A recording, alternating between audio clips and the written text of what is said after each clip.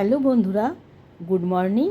আজকে নিয়ে এসেছি সকালে জলখাবারে রুটি পরোটা বা লুচির সাথে তৈরি আলুর তরকারি।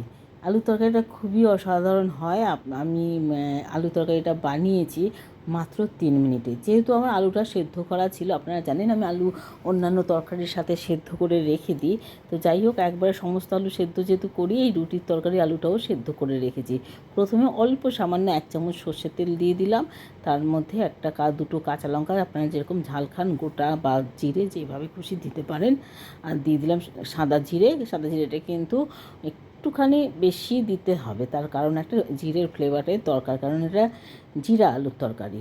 এবার দিয়ে দিলাম সেদ্ধ করা আলু আর সামান্য নুন, যেহেতু আলুটাকে আমি নুন দিয়েই সেদ্ধ করেছিলাম, আর হলুদ, একটু জিরের গুঁড়ো। আপনারা চাইলে লঙ্কার গুঁড়ো দিতে পারবেন।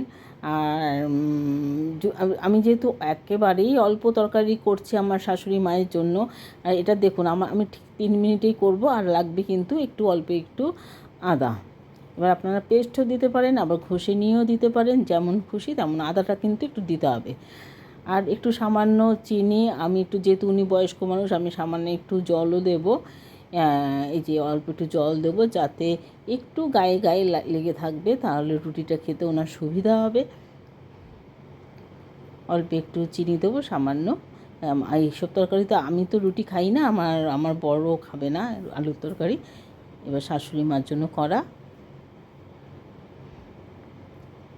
আচ্ছা, আপনারা কিন্তু সাবস্ক্রাইব লাইক অবশ্যই করবেন। আর তার সাথে এরকম রুটি খাওয়ার তরকারি বা টিফিনের জন্য আচ্ছা আমি দিয়ে দিলাম এখানে ভাজা মশলা, হ্যাঁ, জিরে ধনে আর শুকনো লঙ্কা গুঁড়ো দিয়ে যেইটা আমরা ঘুগনি বা অন্যান্য কিছুতে দিই ছোলার ডালে, সেই ভাজা মশলা অল্পই দিলাম, কারণ তরকারি খুবই অল্প, ইচ্ছে করলে দুজনে খেতে পারে, কিন্তু আমাদের ঘরে এখন দুজন খাওয়ার কেউ নেই এই তরকারি।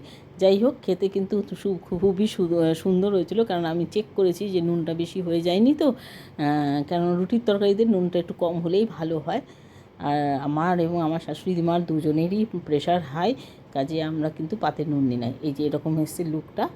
Tata, bye bye.